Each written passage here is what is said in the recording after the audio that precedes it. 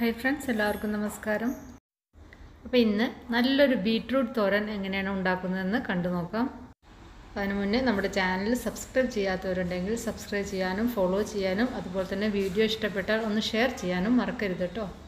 അപ്പോൾ അതിനു വേണ്ടിയിട്ട് 2 മീഡിയം സൈസിലുള്ള ബീറ്റ്റൂട്ടാണ് എടുത്തിരിക്കുന്നത്. അത് തൊലിയൊക്കെ കളഞ്ഞ് ക്ലീൻ ചെയ്തതിന് ശേഷം വളരെ നൈസായിട്ട് അരിഞ്ഞെടുക്കുക. നല്ല ചെറുതായിട്ട് തന്നെ കുനുകുനാ അരിഞ്ഞെടുക്കണം കേട്ടോ. അത്രയും ചെറുതായിട്ട് അരിഞ്ഞെടുത്താലാണ് അതിന് ആ ടേസ്റ്റ് കിട്ടുക. അല്ലെങ്കിൽ നിങ്ങൾക്ക് ഇതിൽ ചോപ്പറിൽ ചോപ്പ് ചെയ്താലും മതിയാവും. ഇനി ഇത് കുക്കറിലൊന്ന് വേവിച്ചെടുക്കാം. അങ്ങനെയാകുമ്പോൾ നമുക്ക് പെട്ടെന്ന് ഉണ്ടാക്കിയെടുക്കാൻ പറ്റും. അതിനുവേണ്ടി കുക്കറിലേക്ക് ഇട്ട് അതിൽ കുറച്ച് വെള്ളം ഒഴിക്കുക. ഒരു 1/4 കപ്പ് മുതൽ 1/2 കപ്പ് വരെയൊക്കെ വെള്ളം ഒഴിക്കുക കേട്ടോ. നല്ല വെള്ളം ഉള്ള ബീട്രൂട്ടാണെങ്കിൽ വളരെ കുറച്ച് വെള്ളം ഒഴിച്ചാൽ മതി. ഇതിലേക്ക് കുറച്ച് ഉപ്പ് കൂടി ചേർത്തിട്ട് ഇത് വേവിച്ചെടുക്കാം. കുറച്ച് കറിവേപ്പില കൂടി ചേർത്തിട്ടുണ്ട്.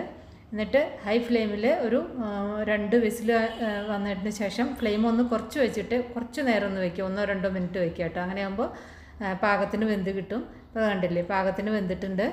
അപ്പോൾ ഇതാ കടായി അടുപ്പത്ത് വെച്ചിട്ടുണ്ട്. അതിലേക്ക് ആവശ്യത്തിനുള്ള വെളിച്ചെണ്ണ ഒഴിക്കുക. 1-2 സ്പൂൺ ഒഴിച്ചാൽ മതി. ഇതിലേക്ക് ഒരു 1/2 ടീസ്പൂൺ കടുകാണ് ചേർത്തിരിക്കുന്നത്. ഇനി കടുകൊന്ന് പൊട്ടി വരട്ടെ. കടുക് പൊട്ടുമ്പോൾ പുറത്തേക്കൊന്നും തെറിച്ച് പോകാതിരിക്കാൻ ഒന്ന് അടച്ചു വയ്ക്കുന്നതും നല്ലതാണ്. ഇനി ഫ്ലെയിം ഒന്ന് കുറച്ചിട്ട് ഇതിലേക്ക് ഒരു 2 ഉണക്കമുളകാണ് ചേർത്തിരിക്കുന്നത്. പിന്നെ അതുപോലെ തന്നെ ആവശ്യത്തിനുള്ള കറിവേപ്പില ചേർക്കാം. പിന്നെ ഇതിലേക്ക് ഒരു 8-10 ചെറിയ ഉള്ളി നീളത്തിൽ അരിഞ്ഞതാണ് ചേർക്കുന്നത്. പിന്നെ 1-2 പച്ചമുളക്, എരിവിന് ആവശ്യമായിട്ടുള്ള പച്ചമുളക് കൂടി ചേർക്കാം കേട്ടോ. ചെറിയ ഉള്ളിയാണ് അതിന് കൂടുതൽ ടേസ്റ്റ് ഉണ്ടായിരിക്കുക, സവാളയല്ല. അപ്പോൾ ഞാൻ ചെറിയ ഉള്ളി ഇങ്ങനെ നീളത്തിൽ അരിഞ്ഞതാണത്. ഇതെല്ലാം കൂടി ചേർത്തിട്ട് ഇനി ഉള്ളി ഒന്ന് വഴന്ന് വരണം. അല്ലാതെ അങ്ങനെ ബ്രൗൺ ആക്കൊന്നും വേണ്ട. അപ്പോൾ ആ ഉള്ളി ഒന്ന് വഴന്ന് വരുമ്പോൾ ഇതിലേക്ക് ഈ ബീട്രൂട്ട് വേവിച്ചത് കൂടി ചേർത്തിട്ട് മിക്സ് ചെയ്യാം. ഉപ്പ് നോക്കുക, ഉപ്പ് വേണമെങ്കിൽ കുറച്ചും കൂടി ചേർത്ത് കൊടുക്കാം.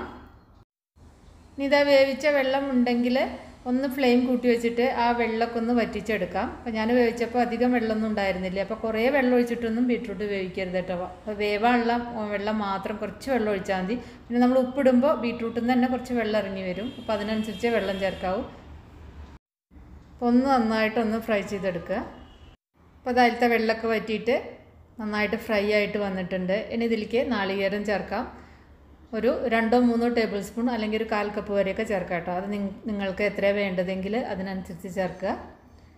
നാളികേരം കൂടി ചേർത്തിട്ട് നന്നായി മിക്സ് ചെയ്യുക. എന്നിട്ട് ഫ്ലെയിം ഓഫ് ചെയ്യുക. ഈ നാളികേരം ചേർത്തതിൻ്റെ ശേഷം കുറേ നേരം ഇട്ടിട്ട് ഇങ്ങനെ ഫ്രൈ ചെയ്യേണ്ട ആവശ്യമൊന്നുമില്ല. കാരണം നമ്മൾ ആ നാളികേരത്തിൻ്റെ ക്വാളിറ്റി നഷ്ടപ്പെടും നമ്മൾ കുറേ നേരം ഇങ്ങനെ ഫ്രൈ ചെയ്ത് കഴിഞ്ഞാൽ.